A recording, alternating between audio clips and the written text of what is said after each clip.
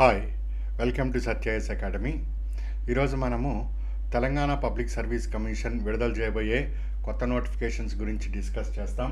వీటిల్లో ఉండే మార్పులు ఏ విధంగా ఉంటాయి, సిలబస్లో మార్పులు కానీ, రాబోయే పరీక్షా విధానంలో మార్పులు కానీ ఏ విధంగా ఉంటాయో చర్చిస్తాం.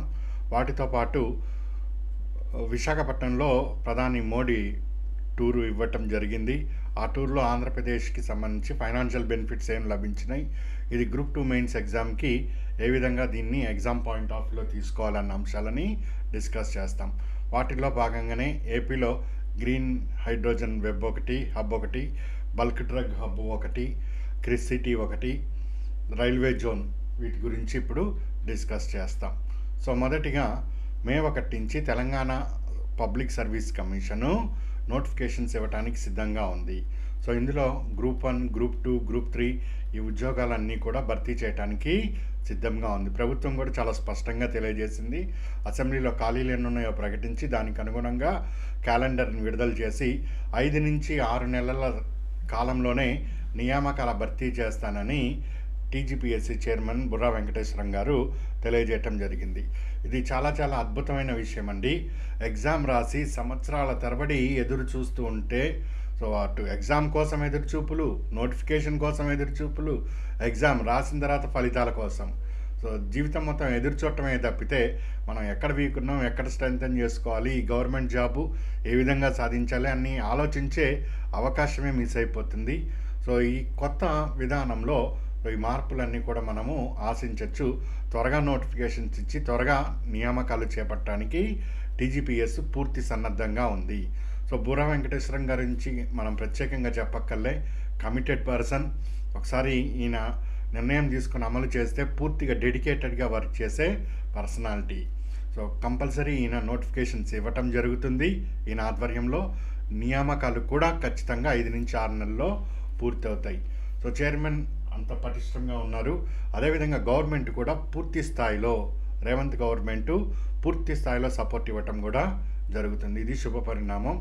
సో త్వరలో ఈ గ్రూప్ 2, గ్రూప్ 3 అవుట్కమ్స్ కూడా వస్తాయి, ఈ కీ రిజల్ట్ ఇవన్నీ. సో మంచిగా రాసిన వాళ్ళు జాబ్లోకి వెళ్తారు, రాయని వాళ్ళు ఇంకా ఆ అవకాశం మిస్ చేసుకున్న వాళ్ళు ప్రయత్నం స్టార్ట్ చేసుకోవచ్చండి. డిసెంబర్ నాటికల్లా మీరు పోస్ట్లో ఉంటారు ఈ విధంగా చేస్తే. అయితే ఈసారి కొత్తగా వచ్చే నోటిఫికేషన్లో లిటిల్ బిట్ చేంజెస్ అనేది ఉండటం జరిగింది. సో సిలబస్ అన్నది కాస్త ఓవర్లాప్ అవుతూ వచ్చింది. ఈ ఓవర్లాప్ని కంట్రోల్ చేస్తూ సిలబస్లో కొద్దిపాటి భారీ చేంజెస్ ఏమీ ఉండవు. భారీగా ఇండియన్ ఎకానమీని తీసుకొని వెళ్ళిపోయి ఇంగ్లాండ్దో లేకపోతే ఫ్రాన్స్ ఎకానమీనో తీసుకురారు.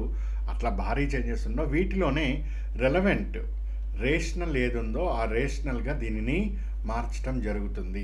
ఇప్పుడున్న సిలబస్ ఎప్పుడో 2014లో రూపొందించబడింది. ఇప్పుడు 2024, 25కి చేరుకున్నాం మనము కొత్త సంవత్సరంలో. సో 10 ఇయర్స్ అంటే చాలా అవుట్డేటెడ్ ఉన్నాయి.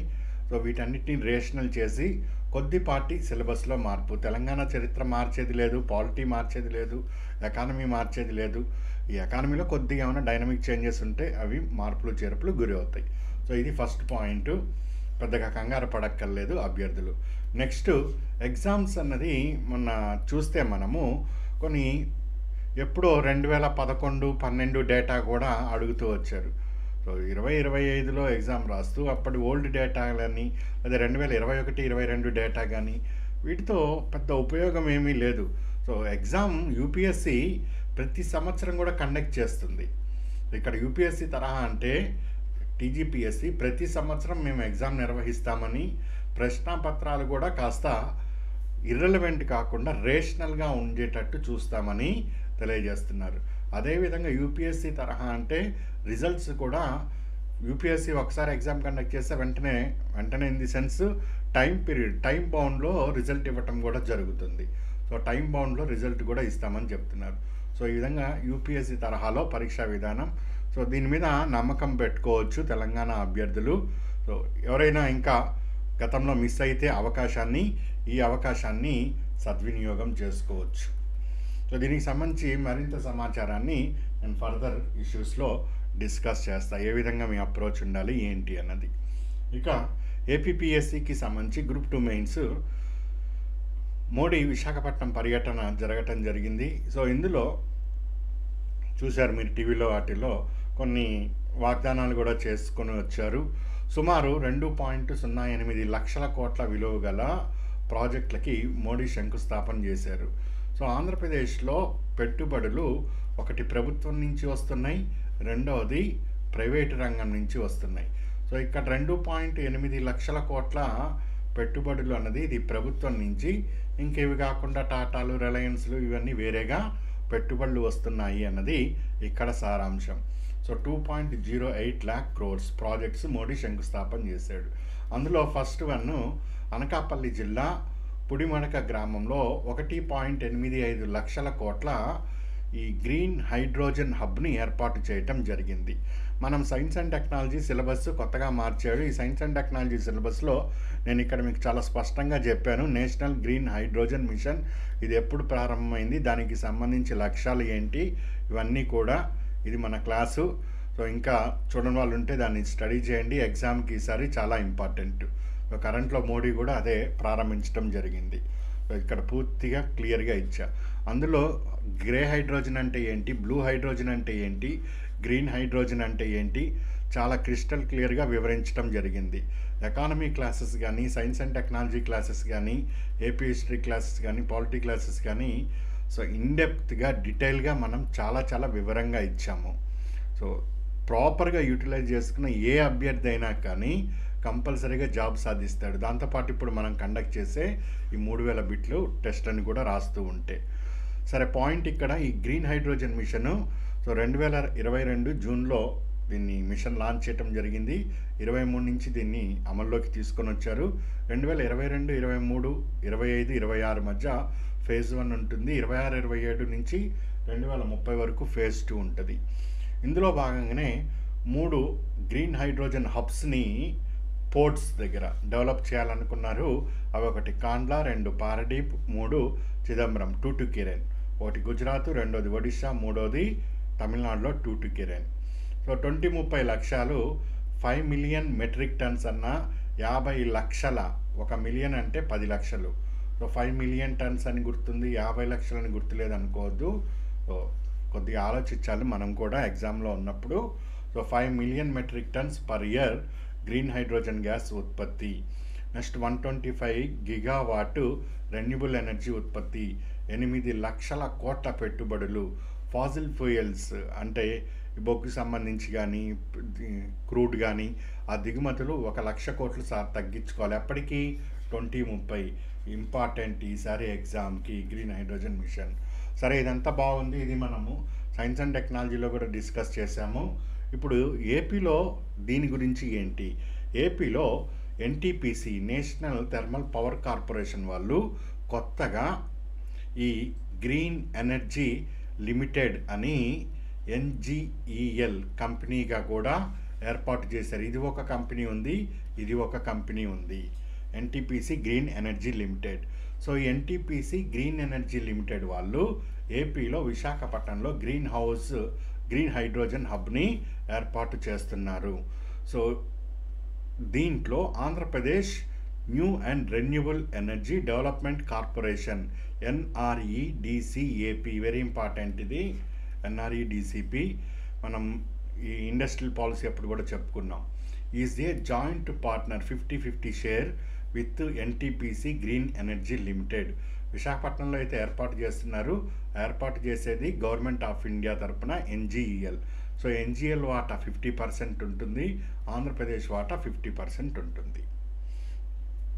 మొత్తం ఈ విశాఖపట్నం అనకాపల్లి ఏదైతే ఉందో ఇక్కడ 1.85 లక్షల కోట్ల పెట్టుబడులు తేవాలన్నది ఇక్కడ లక్ష్యము. అందులో ఫస్ట్ ఫేజ్, ఇక్కడ నేను ఫేజెస్ కూడా చెప్పాను, phase 1 and phase 2. So first phase అంటే 2027 నాటికల్లా 62,900 కోట్లని ఇక్కడ సమకూర్చాలని నిర్ణయించడం జరిగింది. సో మొత్తం ఈ విశాఖపట్నం ప్లాంట్ నుంచి 20 గిగావాట్ల విద్యుత్ ఉత్పత్తి సామర్థ్యాన్ని తీసుకురావాలి. At the same time 7,500 turns per day green hydrogen ఉత్పత్తి పర్ డే. ప్రతిరోజు ఎన్ని టన్నులు? 7,500. సో ఇది విశాఖపట్నం గ్రీన్ హైడ్రోజన్ హబ్కి సంబంధించి. దేశంలోనే ఫస్ట్ది, ఇది క్లియర్గా రాశాను, ఇది ఎన్జిహెచ్ఎంలో first project NTPC green renewable energy hydrogen mission, national green hydrogen mission ఎన్జిహెచ్ఎంలో ఫస్ట్ ప్రాజెక్టు విశాఖపట్నంలోనే ఏర్పాటు చేయడం జరుగుతుంది. ఫస్ట్ ప్రాజెక్టు, మొత్తం 2 ప్రాజెక్టులు అనుకుంది, అందులో ఫస్ట్ ఇక్కడే వచ్చింది. సో ఇది ఇంకా మీకు డౌట్ అక్కర్లేదు, అడిగితే అడుగుతాడు ఇవి ఎగ్జామ్లో. Next bulk drug hub. So కేంద్రము promotion of bulk drug park స్కీమ్ని ఆగస్ట్ 2024లో తీసుకొని వచ్చింది. బల్క్ డ్రగ్స్ ఇప్పుడు హైదరాబాద్ ఉంది, అక్కడ బల్క్ డ్రగ్స్ అంటే రా డ్రగ్స్ అన్నీ కూడా తయారు చేయటం జరుగుతుంది. మనం జ్వరం వస్తే కానీ లేదా ఏదైనా రోగం వస్తే కానీ ట్యాబ్లెట్స్ ఉపయోగిస్తాం.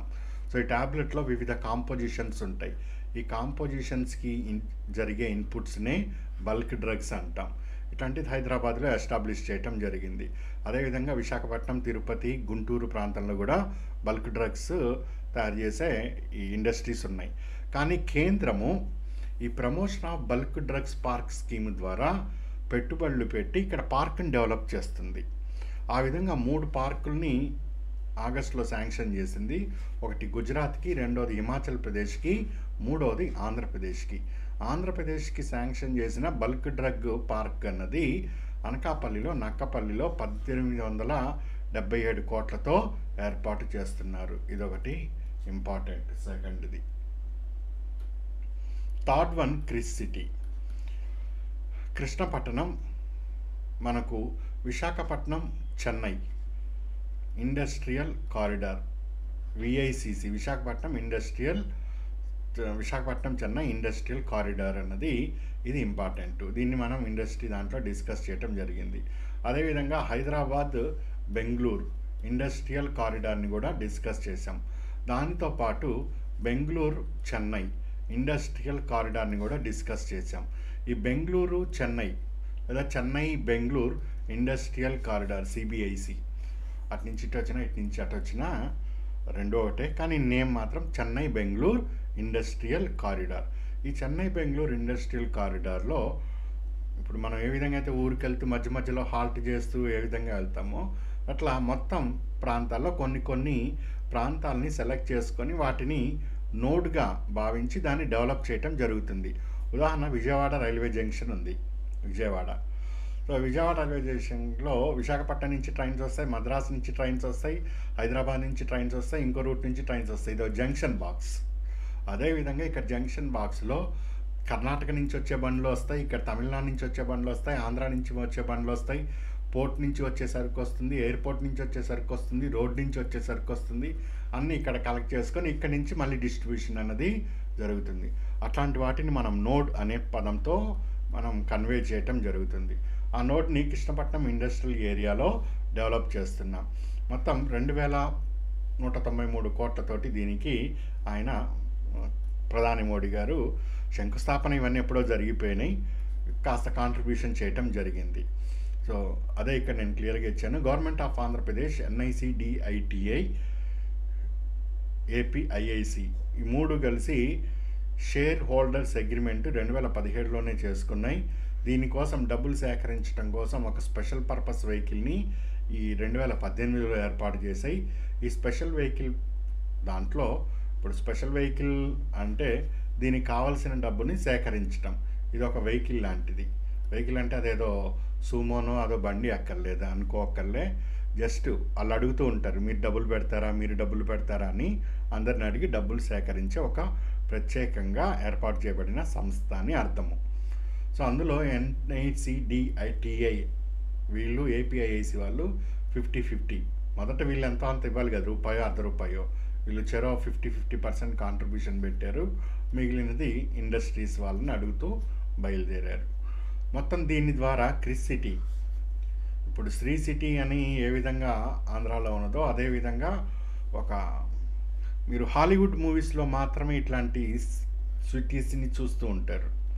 అట్లాంటి హాలీవుడ్ మూవీస్లో లాంటి సిటీ క్రిస్ సిటీని డెవలప్ చేస్తాము అని తెలియజేశారు. 2015 నుంచి కూడా చేస్తాము దగ్గరే ఉన్నాము. సో ఎప్పటికి చేస్తామంటే అది కూడా చేస్తాము అనే మాత్రం చెప్తూ చేస్తాం అది కూడా. అంటూ ఉన్నారు. చేస్తారు, చేయరని ఎవరు అనట్లేదు. నెక్స్ట్, దీని ద్వారా 4,67,800 ప్రత్యక్ష మరియు పరోక్ష ఉపాధులు లభిస్తాయి. మొత్తం దీనికి అయ్యే పెట్టుబడి 37,500 కోట్లు అండి. కొంత అప్పుడప్పుడు గవర్నమెంట్ కాంట్రిబ్యూట్ చేసినా ఇప్పుడు వచ్చినప్పుడు 2,000 కోట్లు ఇచ్చారు. ఇది క్రిస్ సిటీ ఇంపార్టెంట్. ఇక్కడ ఉన్నాయి స్పెషల్ పర్పస్ వెహికల్. నెక్స్ట్, 2014లో డివిజన్ అయిన దగ్గర నుంచి బైఫర్కేషన్ ఏపీ తెలంగాణ, అప్పటి నుంచి కూడా ఏపీ డిమాండ్ ఒక ప్రత్యేక రైల్వే జోన్ కావాలని. So long stand demand fulfilled. PM Modi lays foundation for south coastal railway zone. South coastal railway జోన్కిన శంకుస్థాపన చేశారు. సో ప్రస్తుతం 17 ఆపరేషనల్ రైల్వే జోన్స్ ఉన్నాయి. కొత్తగా సౌత్ కోస్ట్ రైల్వే జోన్ను ఏర్పాటు చేయడం జరిగింది. ఇంకా దీనికి సంబంధించి జియో ఇష్యూ కానీ ఇలాంటివి ఉన్నాయి, ఇంకా పూర్తి స్థాయిలో ఏర్పాటు చేయలే. దీని head quarter Visakhapatnam. AP, Karnataka, Telangana, కొద్దిగా తమిళనాడు ఈ ఏరియాస్ కూడా కవర్ అవుతూ వస్తూ ఉంటాయి. ఇది సౌత్ కోస్ట్ రైల్వే జోన్కి సంబంధించిన అంశము. ఇది ఎప్పుడో అనౌన్స్మెంట్ అయితే చేశారు కానీ ఇంకా ఏర్పడలేదు. కారణం, అప్పుడు ఈ పట్నాయక్, బీజు జనతాదళ్ ఒరిస్సా ముఖ్యమంత్రి, ఇది ఎట్లా వేస్తావా, ఇక్కడ ఈస్ట్ కోస్ట్ రైల్వే అని ఆల్రెడీ ఉంది, దీనికి హెడ్ క్వార్టర్గా భువనేశ్వర్ ఉంది. సో ఇప్పుడు నువ్వు ఈస్ట్ కోస్ట్ని తీసుకొని వెళ్ళి మళ్ళీ సౌత్ కోస్ట్ సెంట్రల్ జోన్ని ఎట్లా ఏర్పాటు చేస్తావు? సౌత్ కోస్ట్ రైల్వే అని, ఈస్ట్ కోస్ట్, సౌత్ కోస్ట్ అని. సో ఇప్పుడు సౌత్ కోస్ట్ ఏర్పాటు చేయాలంటే కొంత భాగం నువ్వు భువనేశ్వర్ని కట్ చేయాల్సి వస్తుంది. లేదా భువనేశ్వర్ని కట్ చేయకపోయినా కానీ విశాఖపట్నం నుంచి ఏదైతే ఎగుమతి జరుగుతుందో రైల్వే జోన్లో ఆ డబ్బంతా కూడా భువనేశ్వర్కి పోతుంది, భువనేశ్వర్ రైల్వే జోన్కి పోతుంది. ఇప్పుడు నువ్వు కొత్తగా సౌత్ సెంట్రల్ విశాఖపట్నం తోటి ఎస్టాబ్లిష్ చేస్తే ఇప్పుడు విశాఖపట్నంలో రైలు ఎవడన్నా ఎక్కితే ఆ డబ్బు విశాఖపట్నం రైల్వే జోన్కి వస్తుంది. అందులో కొంత భాగం ఆంధ్రప్రదేశ్కి రావటం జరుగుతుంది. ఇప్పటివరకు మన డబ్బు చాలా భువనేశ్వర్కి వెళ్ళటం జరిగింది. ఈ కొత్త రైల్వే జోన్ ఏర్పాటయ్యి దీనికి కాస్త డెవలప్మెంట్ జరిగితే వెల్ అండ్ గుడ్. ఇది కాస్త ఆశించదగిన పరిణామం. సో ఇవి కాస్త ముఖ్యమైనవి. ఇవి కాకుండా ఇంకా రోడ్డు ప్రాజెక్టులని, ఇక ఆత్మనిర్భర్ భారత్, ఇవన్నీ కూడా చెప్పుకుంటూ వచ్చారు. సో ఇవి కాస్త ఒకసారి చూడండి. 2.5 ట్రిలియన్ ఎకానమీ. ఇవి ఇంకేమన్నా ఫర్దర్ ఇష్యూస్ ఉంటే అవి కూడా కమ్యూనికేట్ చేస్తాను. సో జనవరి 12 క్యాలెండర్ ఇది కూడా ఉన్నది ఏపీపీఎస్సీ వాళ్ళకి. అదేవిధంగా టీజీపీఎస్సీ వాళ్ళకి క్లారిటీ అయితే వచ్చేసింది, క్యాలెండర్ వచ్చేస్తున్నట్టు. ఏపీది ఉన్నది. సో అందరికీ ఆల్ ది బెస్ట్ అండి. Good luck.